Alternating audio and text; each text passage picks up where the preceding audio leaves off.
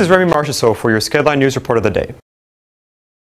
Nicholas Cruz has been charged today after killing 17 students at Majority Soren Douglas High School near Boca Raton, Florida. Police apprehended the suspect immediately after the attack without resistance. He's facing 17 counts of premeditated murder. The former student was well known by staff for being antisocial and having violent tendencies. His online behavior was also well documented. Donald Trump has condemned the attack, calling the gunman mentally disturbed, and Democrats continue to push for tighter gun restrictions. A coach has also died trying to protect students. Justin Trudeau plans to change the legal process for Indigenous peoples following Gerald Stanley's acquittal. These changes stem from Colton Boushie's death in 2016 by farmer Gerald Stanley, who was found to have accidentally shot the teen in the head. His acquittal has generated a growing division within the Indigenous community, who claim that the results show systematic injustices. Trudeau's claim has also seen criticisms from his opponents following his tweets in support of the family immediately after the trial. Canadian press is reporting that former Ontario Conservative leader Patrick Brown says that he is suing CTV News. Brown has not filed a statement of claim yet. Brown says in a Facebook post that the two unnamed women who made their allegations to CTV are lying, and that his lawyers are talking to the network's legal team. It was not immediately clear if Brown has filed the statements of claim or other legal documents with the court. Brown has also resigned as Ontario Tory leader hours after CTV's report in late January, in which the two women made sexual misconduct allegations that date back to the politician's time as a federal MP. Brown has also vehemently denied the allegations, which have not been independently verified by the Canadian press, saying there are discrepancies in the women's stories and has accused CTV of dishonest reporting. CTV has said that it stands by its stories and did not immediately respond to a request for comment on Brown's statement about a lawsuit. Following Patrick Brown's dismissal from the Provincial Conservative Party, Tanya Granick-Allen is the latest to register for provincial leadership. Granick, who is the president of anti-sex ed lobby group Parents as First Educators, was listed as a candidate on Tuesday. The group, which was founded by Dr. Teresa Pierre, advocates for the revisal of sex ed classes and curriculums in the Catholic school system. Granick advocates as a part of her campaign for more traditional social conservative values. She will participate today in her first live television debate to defend her position. And now to the weather.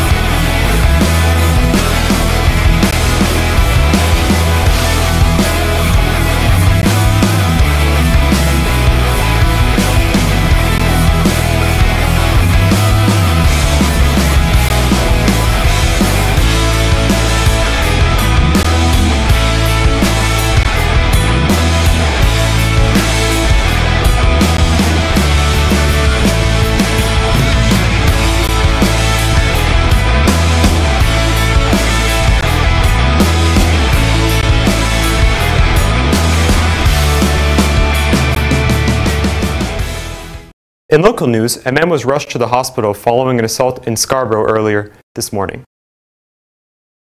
Police were called to Old Kingston Road and Military Trail at around 1:30 a.m. The victim is believed to have suffered traumatic wounds. He was rushed to the nearest trauma center. 43 Division are looking for possible tips. Police are investigating a streak of car vandalisms in the Cabbagetown neighborhood, which has left 43 cars damaged over the last 6 weeks.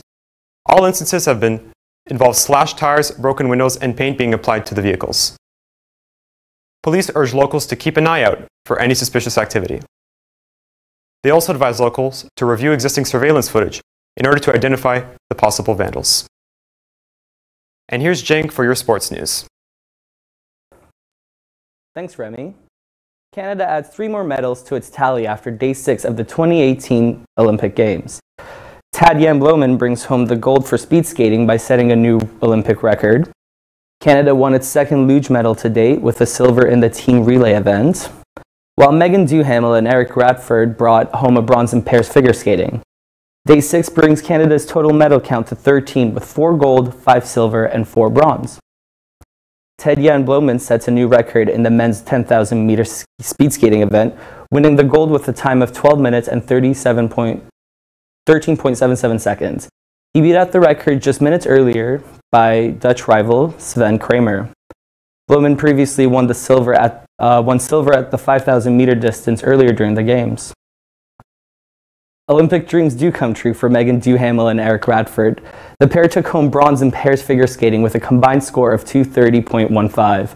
Duhamel later took to Twitter to celebrate the victory by captioning, "My life feels complete." A congratulations is due for Canada's luge team as they brought home Canada's second luge medal in the team relay event, bringing home silver behind Germany's gold win while beating out the Austrian team. The winning sledders were Justin Smythe, Tristan Elker, Alex Goff, and Sam Edney. Goff brought home a bronze medal last Tuesday in the women's luge event as well. Canada's men's curling team is undefeated. They are 3-0 in the round-robin portion of the tournament, with victories over Italy, Great Britain, and Norway. The game against Norway was close, though, through 7 ends until Kevin Koh stole a few in the 8th and 9th. Norway's late mistake on a takeout attempt could cause them the game. Canada will face South Korea, still in the round-robin session, and will push for a 4th straight win. The Canadian women's hockey team have completed a perfect preliminary round. The women defeated the United States 2-1 Wednesday. The U.S. outshot the Canadians 45-23, but couldn't find the back of the net. Canada's 2 goals came in the second period from Megan Acosta on the power play and Sarah Nurse 7 minutes later. Canada is now in first place in Group A and will play Sunday in the semifinals. The Canadian men's team also defeated Switzerland 5-1. Strong winds caused a delay for women's slalom event last Monday, resulting in a 3rd delay for the event this week. The 3 Canadian athletes are rescheduled to compete tomorrow. Strong winds were also responsible for the rescheduled men's skiing Super G event as well. Originally scheduled for today, the event is pushed back until tomorrow.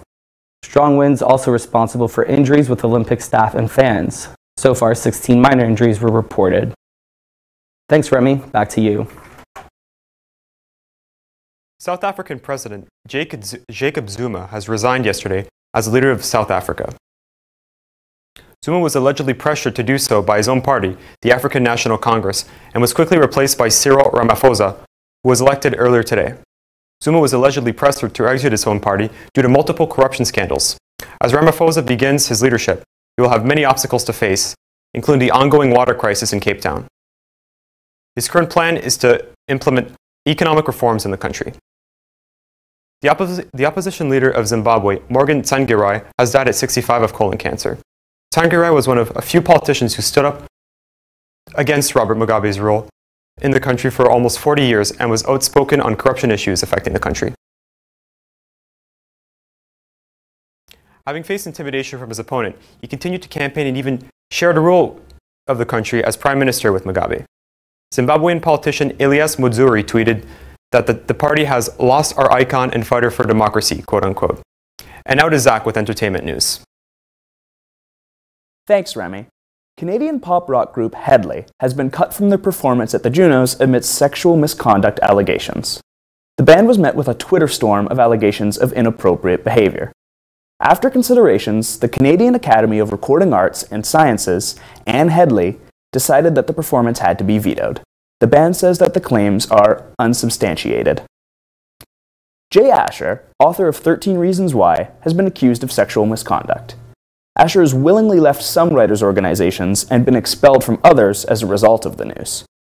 Fans of the television adaptation of the book are upset over Netflix running with the 2nd season of the show. The audience says that none of Asher's work should be published. Netflix responded to this criticism, saying that Asher had nothing to do with the production of Season 2. Taylor Swift has shut down another copyright claim against her.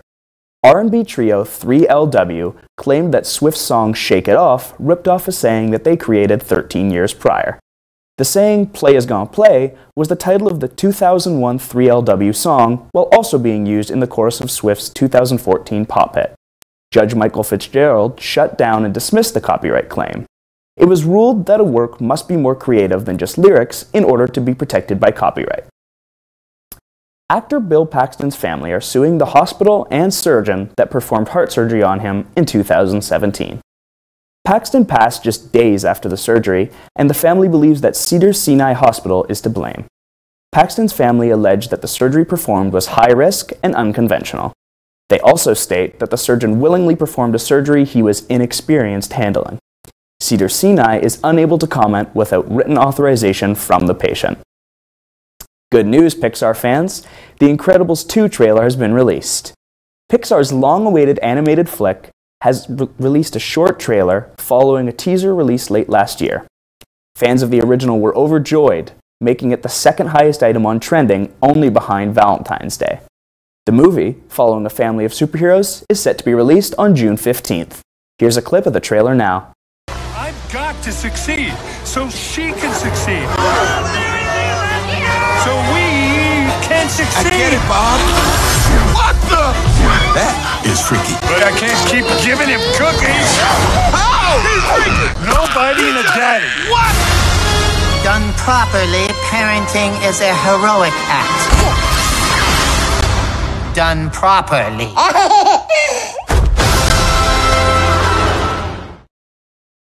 This weekend, the long-awaited Black Panther will be making its way into theaters. The film, which is already being critically acclaimed, is on track to be one of the hottest releases of 2018. The film is the first in the Marvel Cinematic Universe to consist of a primarily black cast. It is also the first to feature a black superhero as the protagonist. The movie features talents like Chadwick Boseman and Michael B. Jordan. Black Panther will hit big screens on Saturday. Back to you, Remy. Thanks, Zach. That's all for today. For more news now, check out our website at skedline.com. I'm Remy Marchessault, and have a great day.